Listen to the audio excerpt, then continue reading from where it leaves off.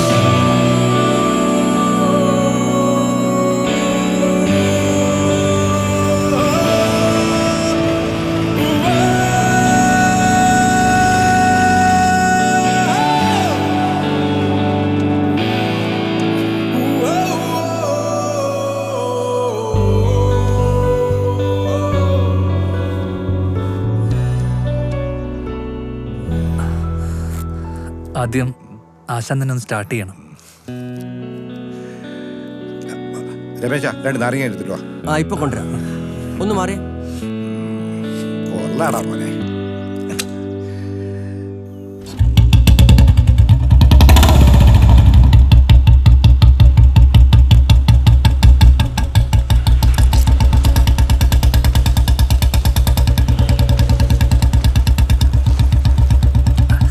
ആശാനെ വാ.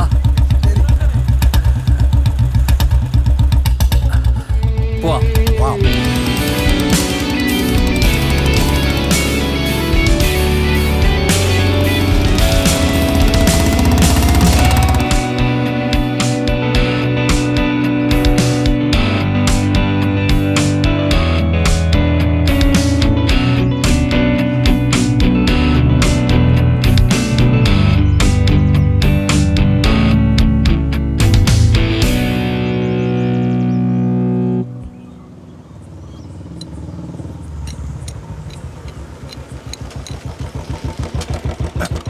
രാജുവിന്റെ ഷോപ്പല്ലേ? എന്താ രാജുവിന്റെ? രാജുവിന്റെ ഫേസ്ബുക്ക് പേജിൽ മോഡിഫൈ ചെയ്തൊരു ബുള്ളറ്റിന്റെ ഫോട്ടോ കണ്ടു. എന്നാൽ ഈ വണ്ടി അങ്ങനെ ചെയ്യാൻ പറ്റുമോ എന്ന് അറിയാൻ വേണ്ടി വന്നതാ. മോഡിഫൈയാ? അതൊന്നും ഇവിടെ പറ്റില്ല. കേട്ടോ രമേശ, ഇന്ന് രാവിലെ വേറൊരുത്തരും ഇതൊക്കെ തന്നെ പറഞ്ഞിട്ട് വന്നായിരുന്നു. അനിയന്മാരെ നിങ്ങളെ വണ്ടിക്കുള്ള കുഴപ്പമുണ്ടെങ്കിൽ പറ, അത് ശരിയാക്കി തരാം. അല്ല പിന്നെ അയ്യോ ചേട്ടൻ ചെയ്യണ്ട, രാജു തന്നെ ചെയ്യണം. പൈസ ഒരു പ്രശ്നമാക്കണ്ട. അന്നും കൂടെ പറ്റില്ല കേട്ടാ. ഓ എന്നാ പിന്നെ രാജു ഉള്ളപ്പോ വരാം. ചേട്ടനൊന്ന് സമ്മതിപ്പിച്ചാൽ മതി. സഞ്ജീവേ പോവാ. എവിടുന്നടാ ഈ പടുവകള്? അസനെ ഇതാ അസനെ പൂവഞ്ചാലല്ലേ ജോണിച്ചൻ്റെ വണ്ടി കേടായി. ഞാനൊന്ന് പോയിട്ട് എടുത്തിട്ട് വന്നോട്ടെ. ആ ചെയ്യുന്ന ജോലിയോട് കൂറുള്ളവനാ. കണ്ടില്ലേ അവൻ വണ്ടിയോട് കാണിക്കുന്ന സ്നേഹം? നല്ലവനാ, നന്മയുള്ളവനാ. പിന്നെ അല്ലാണ്ട് കത്തിക്കരിഞ്ഞ കമ്പി കൂടുകൊണ്ട് അവനുണ്ടാക്കിയ ബൈക്ക് കണ്ടില്ലേ? അവൻ മിടുക്കനാ ആശാനെ. സംഗതി ശരിയാ, പക്ഷെ അതങ്ങ് സമ്മതിച്ചു കൊടുക്കാൻ പറ്റൂ. രമേശ, സത്യം പറഞ്ഞ ഈ പുതിയ വണ്ടി റിപ്പയർ ചെയ്യാൻ കൊണ്ടുവരുമ്പോ എനിക്ക് പേടിയാ. ഇനിയിപ്പോ ശരിയാക്കാൻ പറ്റില്ലെങ്കിലോ? ഞാനൊക്കെ പഴഞ്ഞനായി പോയില്ലേടോ. ആശാനോ ശരിയാക്കാൻ പറ്റാണ്ടോ? ആശാൻ സൂപ്പർ മെക്കാനിക്കല്ലേ? എന്താ വെറുതെ?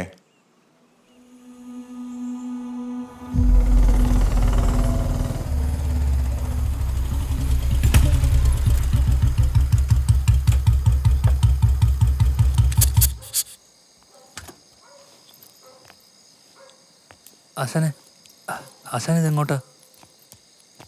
കട്ടപ്പനയിൽ നിന്നൊരു ഫോൺ ഉണ്ടായിരുന്നു. ആ ട്രേസി അമ്മയ്ക്ക് നെഞ്ചുവേനായിട്ട് ICU അഡ്മിറ്റ് ചെയ്തിരിക്കണമെന്ന്.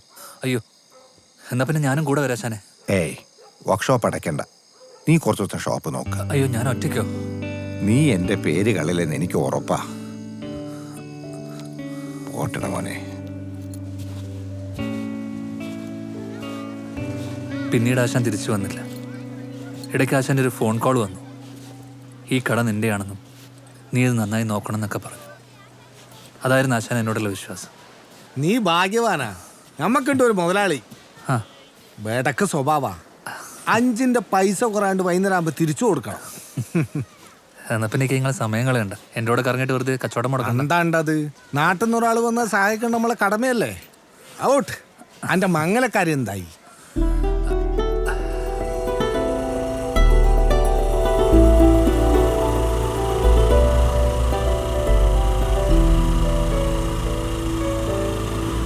ഒരു കാനഡക്കാരൻ, അവരെപ്പോഴാന്ന് വെച്ചാൽ വരട്ടെ. വന്നു കണ്ടാലും നമ്മളൊക്കെ ഇഷ്ടമുണ്ട്. അപ്പൻ്റെ ഒരു വേണ്ടാത്ത മോഹങ്ങൾ. ഞാൻ പിന്നെ വിളിക്കാവേ.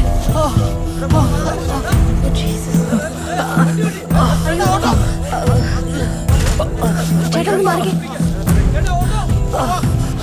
പതുക്കെ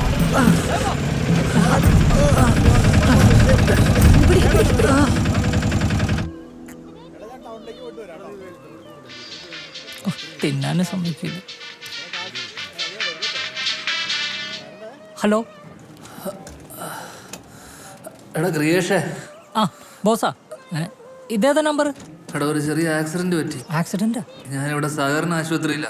ദൈവമേ, എന്തെങ്കിലും പറ്റിയ? കുഴപ്പമൊന്നുമില്ല. ആ ഞാൻ ഉടനെ വരാം.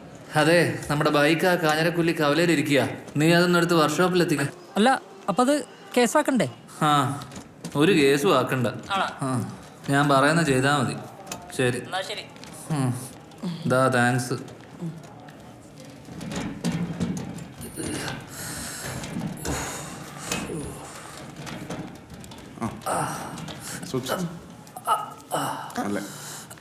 സൂക്ഷിച്ചു. ശരി.